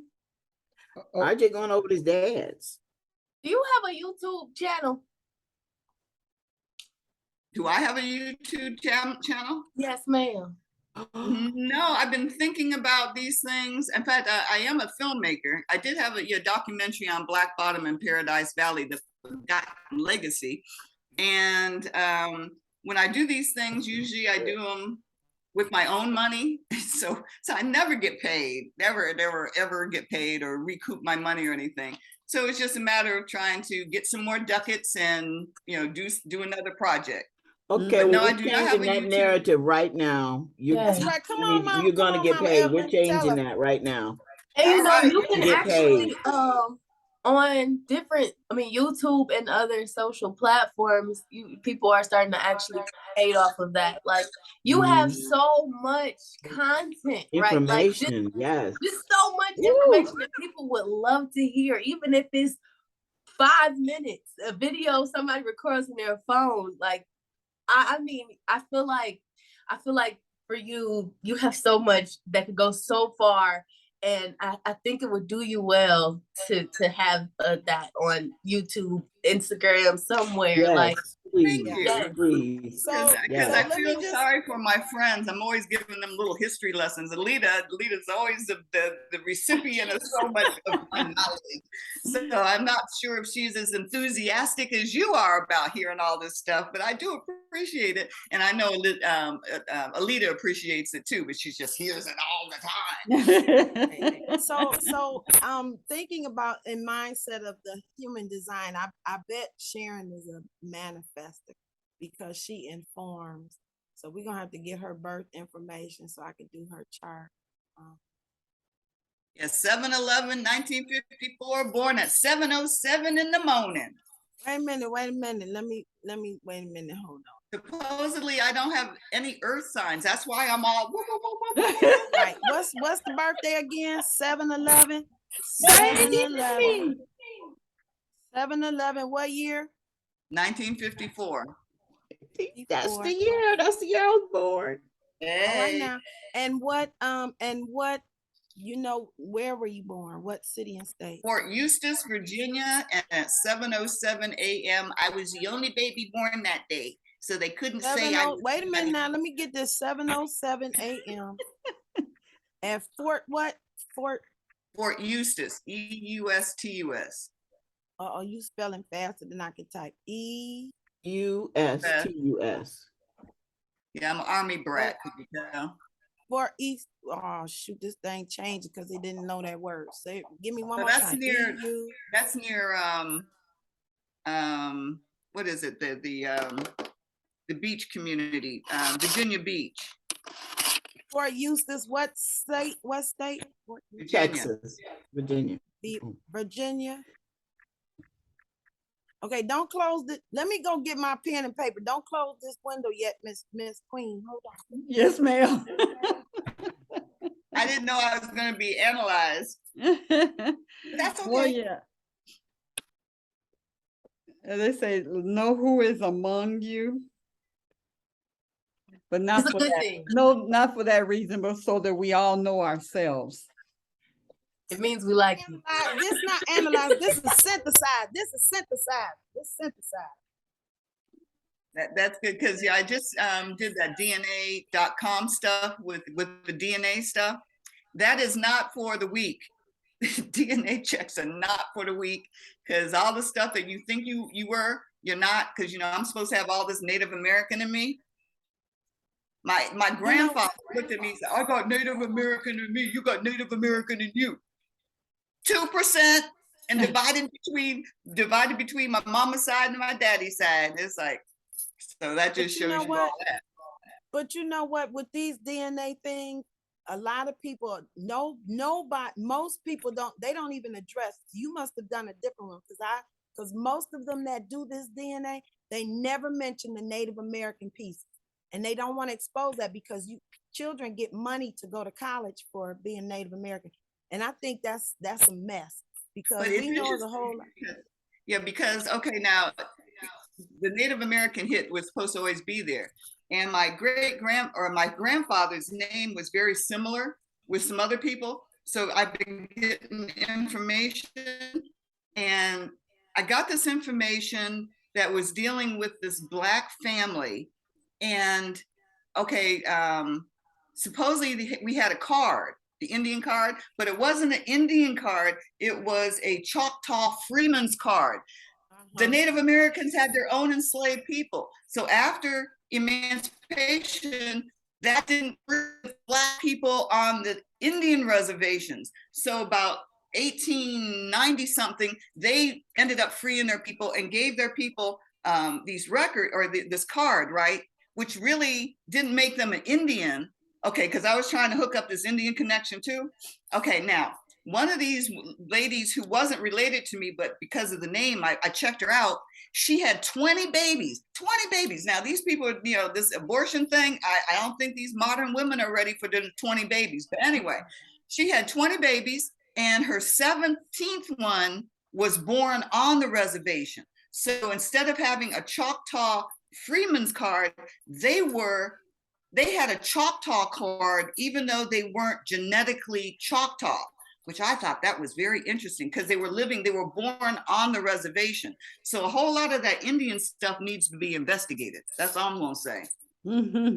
That's really interesting because my mom, you know, my mom always used to talk about us, our lineage in Choctaw Indian, but she's from, well, my mom's side is from Louisiana, Lake Charles, Louisiana. But she would always mention the Choctaw. That's what we knew. And you know, ancestry don't really say that. But I mean, I also know that, you know, it also takes into account how many people have actually done DNA testing and, you know, like what's considered native blood is also a thing. But that's really interesting because maybe that is what happened, because I know my mom told stories of someone she called Papa, her grandfather, I believe, who used to live, or I think he used to live in a Native American, what do you call it? Reservation. Reservation, thank you. And she had mentioned things about that, but it's like on our DNA, don't say that. But that's really interesting, and maybe that has a lot to do with that. Yeah, interesting. Okay. My husband's family is Choctaw as well. Yeah, and it's interesting that she was saying from Louisiana, because my people are from Natchez, Mississippi, which is right there. It's all together. Y'all Okay, related. when I was researching this stuff dealing with the Indians, you know, they had a Trail of Tears where they forced Native Americans from Louisiana, Mississippi to go out west, right? Well, apparently there was this one chief said, "Oh hell no, I ain't take my people no place." So the other three people or three families or groups, they went, but this one Indian guy, he stayed right there in that Louisiana, Mississippi area. So that might be where your people, they might have been affiliated with the native who stayed there. And he had a whole lot of land too. Y'all related. So you know, do you all have you all ever heard of the Freedom Walls Museum over in Canada? It's right off the river, right off of right outside of. And Yeah. I realized that to me, I think I saw some names from my family that I know of, and I think that because the story with them was that the slave owner gave his son the slaves, and he grew up with one of them, and he told him when he died, he told the slave to take care of his wife, and so they joined up. So I think I'm the black woman's family, and my friend that I met is the seed of the black man and the white woman. But they have a museum over there, and I went, and they usually don't let everybody go into this one part where they put you on it's on like the mechanics little thing they use to go up under the cars. So they put you on that, and you're laying face up, and they put you inside, and when you look to the left and right, all you see is mirrors of yourself, and it is so deep to do that. And man, when I came out of there, I was like stuck for a minute, for some time, but they don't let everybody go in it because it's so emotional. But that museum is right across the water. It's called the Freeman Walls Museum, and they have a website. And so that was something for me because our people it's in are Sandwich, Ontario. Yeah, it's Raleigh North. I don't know if it's north. I think it's north or South Carolina. I got to get that together. But my uncle did family history and researched us back to the walls. I think they had a pharmacy and things in that community. And then Haru's father did some history, and I asked my uncle to share with Haru, and my uncle told me, he said, "I'm not. This is for our family." And I'm saying to myself, "But this is my daughter, and it's her both sides of her family, and he's passed on." But that bothered me that he said this is just for our family. I was like, you looking up information, why would you not share that information so we can build the family tree even greater, anyway. Rest his soul. Well, Queen, it is 11 after, it's 10:11, and it has been a delicious breakfast. Yes. We've been cooking up. And speaking of breakfast, I think I'm going to take myself and treat myself to breakfast at the Pancake House. Oh, I think I'm going to have some pancakes too. Yeah. Good idea. Some Elizabeth, I'm going to have some Elizabeth cakes. Uh-huh. Yeah. So it's the weekend, and sounds delicious. Pancakes. Yeah. So I love you all. Full. I'm so full. Yeah. It's gonna be a good day. I say today, hey, it's gonna be a good day. Matter of fact, I'm gonna close out with one of my songs. All right, we're gonna party. I want you guys, all of you sweethearts, to get ready. I'm telling you, the show is gonna be so good in December that we're putting together. I will see you tomorrow morning. Sharon, I would love to experience this with you, and then I'll understand more about the field trip that we'll put together. And matter of fact, when are you coming back, Mama Het? I'll I'll be gone Oh. until November.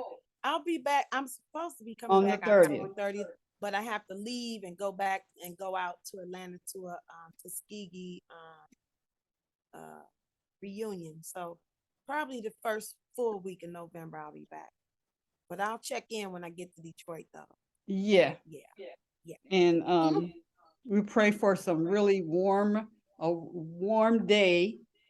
That whatever schedule we all get in the spirit and say, this day it's going to be nice and warm. We just have to wear our underoos. That's all. Put on Underoos.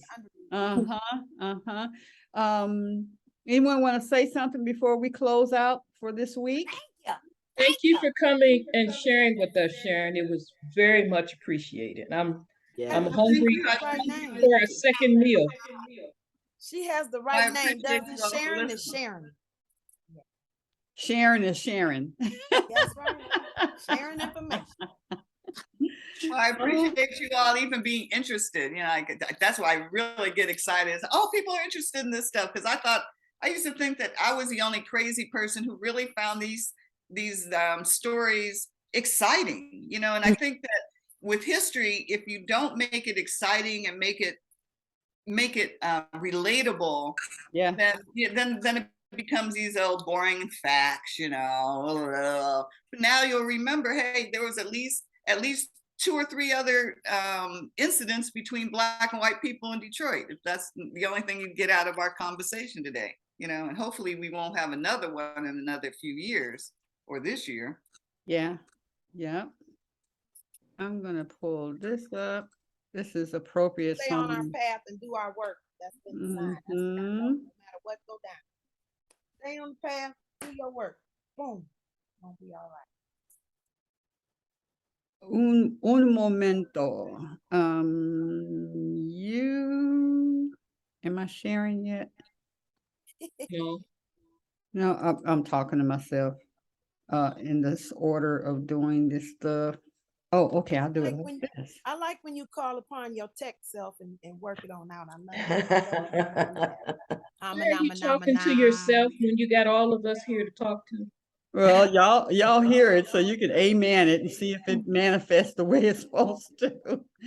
Okay. Share. This is going to take us out because we're talking about our people, us's.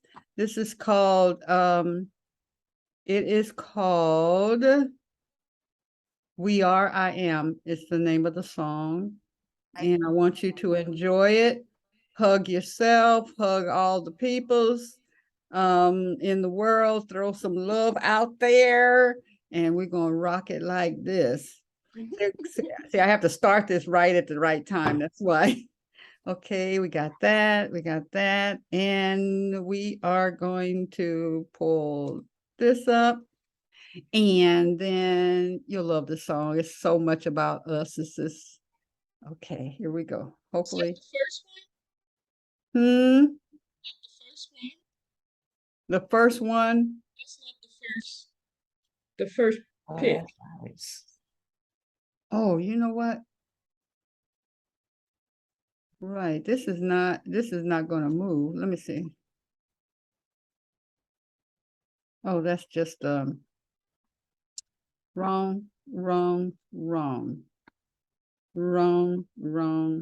Okay. That's going to take too much. I'm going to give you a happy song. And happy song means this one. All right, here we go.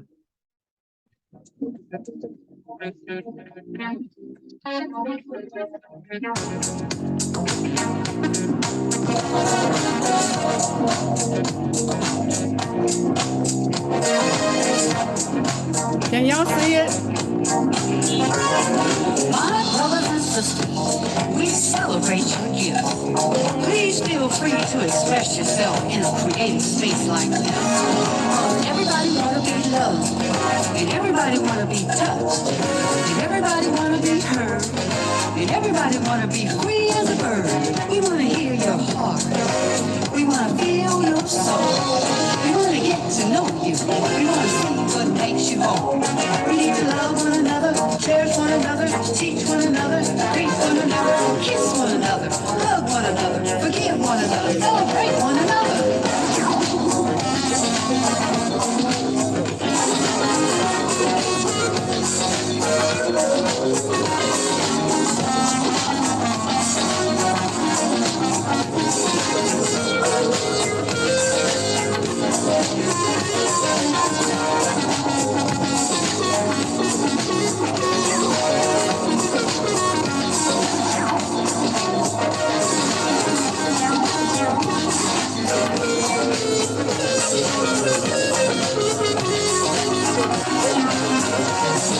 The way to get is to give love. That's the only way it could be. Oh, how sweet and beautiful this old world would be.